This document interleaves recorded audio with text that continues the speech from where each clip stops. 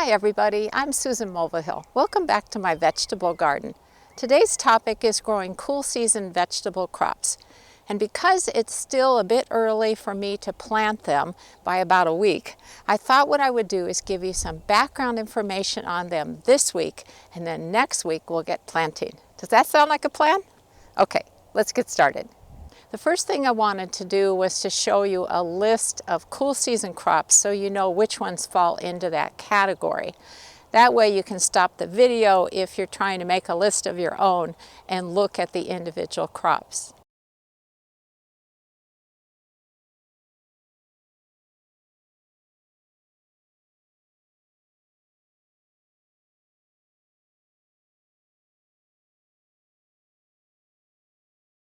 So why is it certain vegetables are called cool season crops? That's because they do best when started early in the spring, and they just do better with the cooler temperatures. Now a lot of them will make it just fine through the summer months, but there are certain crops, I'm thinking lettuce, spinach, and peas in particular, that will shut down when those hot summer temperatures begin. So that's something you need to keep in mind. That means you really want to plant them early and know that you could plant them later on in the season to grow into the fall. Now, while we're talking about the fact that cool season crops like cooler temperatures, one strategy I use is I plant all of them in this first row of raised beds, and that's because in the afternoon, mostly late afternoon, but we get a little extra shade in here, and I think that helps accommodate for that need for a little bit of cool temperatures. Now, one of the most common things you'll see on a seed packet for cool season vegetables is plant in early spring as soon as the ground can be worked. What in the world does that mean? Let me show you. What they're referring to is the soil. It should be nice and crumbly. So what you want to do is to grab a handful of soil, squeeze it in your palm, and first of all, if you just made a mud pie, that means the soil is not ready to be worked.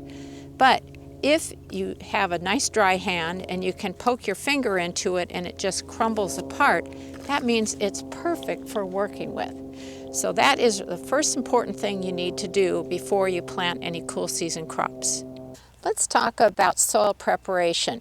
Once your soil passes the test that I just showed you, you want to create a seed bed for planting the different types of cool season crop seeds in. And that means gently loosening the top couple of inches of your soil. Now, if you've been following me for a while, you know that I kind of harp on this next topic, but it is so important that you disturb the soil as little as possible. And that's because there are different types of creatures and microorganisms that live in different layers of the soil. They help aerate the soil, which is important, and they also provide our plants with nutrients, so they perform a very important role. If you were to either rototill your garden or to take a shovel and turn over massive amounts of soil, you just destroyed that structure that they very carefully created for us and our plants. So that's why I recommend for planting seeds, just taking an iron rake, for example, and just raking through the top couple of inches of soil, and that is as much as you need to do to prepare the bed. And actually that's easier on your body, right? So that's what I'm going to do to this bed here, even though I don't get to plant this week. The more I can get ready for planting day, the better. But you can see this is pretty simple, pretty straightforward, and you've probably also noticed that what was on this bed is a drip irrigation system, and that's what we use to water all of our plants. It's a very efficient way. It does not waste a lot of water, and it puts the water right at a level that benefits the plants the most, instead of spraying overhead. Although I realize sometimes that's the only option you have, and that's okay. Now, also, soaker hoses work great for watering plants because, again, it's right on the soil surface And so it's easy for the plant's roots to access that moisture. So that's pretty much all I will do to plant seeds in this bed. What about adding things to the soil? You know, I do very little of that. I actually will add in a thin layer of organic compost to the surface of the beds in the early spring and in the fall. And that's pretty much all I do. But I do enhance the soil a little bit depending on what's going to grow in the beds. Now, one tip I have for you about growing carrots, and I'll give you more tips next week, is that you do not want to add high nitrogen sources to the soil. So things like manures would be one that you really want to avoid just for carrots. That's because the high nitrogen will split and fork the roots, and you don't want that to happen. So instead you would use something like bone meal, which is a natural organic material that is high in phosphorus. That's the middle number on fertilizer packages. And what it does is it helps promote root growth. And that's certainly what you need with root crops.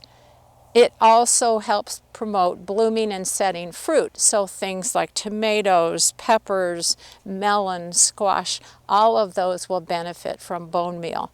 But I don't add a lot of things to my soil because we do have a really healthy, fertile soil. I mostly am just adding in organic compost. Now you've probably noticed that there's something growing in this second bed, and this is the garlic and shallot bed. We planted those in the fall, and that's the most ideal time to plant them because then you get really big bulbs. You can plant garlic and shallots in the spring, but you won't get very large bulbs, just so you know. But yes, these have just been coming up in the last few weeks, and they're doing really well. We had a grass mulch on here, and because it tends to mat during the winter months, once we see sprouts coming up, we've moved the grass out of the way. We'll still keep it on the bed because it helps the soil retain moisture, and it also impedes weed growth, which is always a good thing. But we did move it out of the way to help the little sprouts come up. And then I have one other thing planted that I'll show you real quick. You might recall that I started lettuce seeds indoors at the end of January because I wanted to see how much I could push the envelope. You know, my husband and I love having salads, and so the sooner we get some fresh lettuce, the better. What I did was, a few weeks after that, I planted them out underneath these row cloches. So these are protecting them from some of the cold temperatures we've had. It's a heavy-duty plastic and it has little vents on top. But the plants are doing well considering the fact that it has been very, very cold at night. I think now that our temperatures are rising, they're going to grow by leaps and bounds. But I'll give you a little peek inside so you can see that. Yes, the plants are still alive.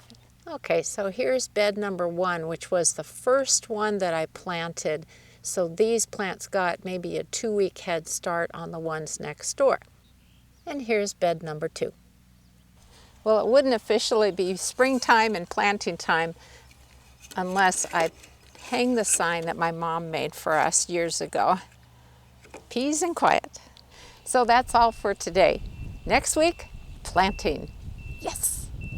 And before I go, this is just a friendly reminder that I have a brand new book coming out, the Vegetable Garden Pest Handbook.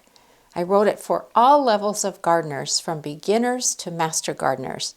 This will help you identify both the good bugs and the bad bugs in your garden, and provide you with all sorts of methods for dealing with the bad ones using effective organic controls.